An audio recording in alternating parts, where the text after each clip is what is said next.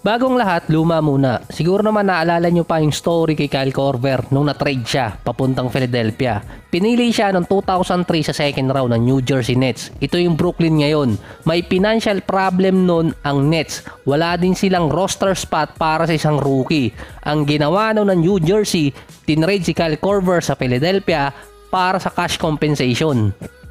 Ang halaga noon, $125,000 na ibinili ng Nets office ng isang copy machine, all-in-one printer, copier at fax machine na big deal pa noong mga 2003. Hindi nakalimot noon si Kyle Korver na noong 2019 sa isang speech dito sa Creighton, binanggit niya yon na yung copier na binili ng Nets nasira na noong 2017. Akalain mong tumagal pa ng 14 years yung copier na yon. Kaya ang maalala dito kay Kyle Korver, na-trade siya para sa isang copier or copy machine. Pero hindi lang naman talaga yon. Ang Nets noon wala ding pambayad sa entry nila sa Summer League. Yung ibang portion sa $125,000 ginamit ng Nets para sa Summer League team nila. So hindi talaga sa copier na trade si Kyle Korver na sinasabi nga sa mga write-ups, kundi sa isang Summer League team. Mas papansinin kasi sa mga write-ups or article kung copier ang ilalagay nila doon kesa ginamit ng Nets sa pagbuo ng isang Summer League team. Ang all-in-one copier na heavy duty ngayon na nakita ko, $12,000 to $15,000 ang presyo. Maliit na portion yon sa $125,000. Yung isa sana sa pinaka-weird or kakaibang trade na mangyayari sana, ito yung pabalik-balik si Trevor Ariza sa Wizards at Rockets. Noong 2018, nag-sign siya sa Suns na matapos yung restriction day, ito yung pwede nang i-trade yung mga players na nakuha ng mga team sa free agency. Nagkaroon ng discussion ng tatlong teams, Wizards, Suns at yung Memphis. Ang tatlong players na kasama sa package na yon, Trevor Ariza, Kelly Oubre, Austin Rivers at si Marcion Brooks. Yung tatlo doon kilala nyo pa siguro, pero yung pang-apat malamang hindi. Yun ang trade sana kay Kelly Oubre Jr. na mapupunta siya sa Memphis, pero kalaunan napunta ng Suns. Hindi nagkaintindihan noon ang Memphis at yung Suns kung sino ang makukuha nilang player dahil ang ginamit nila during discussion, last name. Ang akala ng Suns na makukuha nila na Brooks ay yung Dillon Brooks, hindi yung Marcion Brooks. Kaagaling pa lang kasi noon ni Dillon Brooks sa kanyang rookie season na meron siyang 11 points at 3 rebounds per game. At nung season din na man-trade sana siya noong 2018, meron siyang injury noon.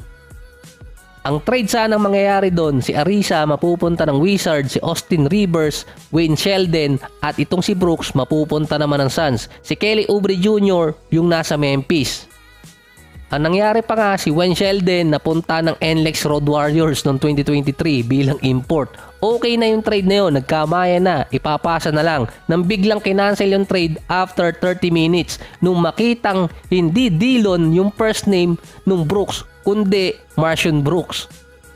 Nagkatawanan na lang sina Woj at si Sham. Nagkataroon pa yung mga executive kung sino ang may mali sa trade na yon. Natawa din yung mga player sa Twitterverse. Kaya si Trevor Ariza nakasama sa package na yon. Kasi alam niya maglalaro na siya sa Wizards noon. Kaya nga nangyari pa, kinancel yung trade at nagkaroon ng panibagong package sa pagitan ng Wizards at itong Suns. Si Kelly Oubre Jr. at si Austin Rivers napunta pa ng Suns at si Ariza tuloy pa rin ng Wizards.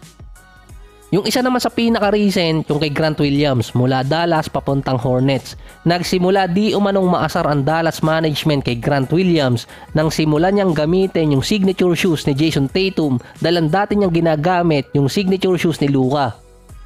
Pareho namang under Jordan brand yung kay Luka at kay Tatum. Yung pagpapalit ng sapatos ni Grant Williams ang pinagmulan di umano ng gulo sa Dallas. Meron pa kasi mga locker room issue at naging demanding si Grant Williams. Pinipilit niya kasi maglaro yung mga ka-teammate niya ng katan. So hindi ko alam kung anong laro yon pero parang board game.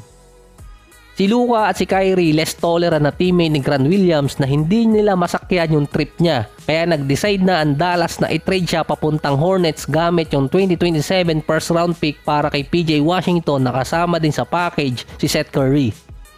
Yung first round pick sana magagamit pa ng Dallas yun sa ibang trade package. Bukod pa doon, sign and trade ang ginamit ng Dallas kay Grant Williams para makuha siya sa Boston. Ang kasama sa package na yun, swap ng first round pick sa 2023. So mali pala ako doon, 2030 first round pick na swap yun sa pagitan ng Boston at Dallas. Kapag nagkataon na meron top prospect doon na mas mataas ang pick ng Dallas, pwedeng kunin ng Boston yun at babalikan yung trade dito kay Grant Williams. Kapag tiningnan yung standing ngayon ng Cleveland, number 2 sa East so far. So hindi pa alam kung anong standing nila kapag natapos yung regular season. Ganon din ang Minnesota, number 1 so far sa West. At ang number 3, actually number 4 sila, Clippers. May common kasi sa tatlong teams na yan. Hindi tumalab ngayon sa Lakers, pero last season nangyari naman sa kanila. Nakaabot sila ng West Finals. Kailangan ko lang din i-add yan.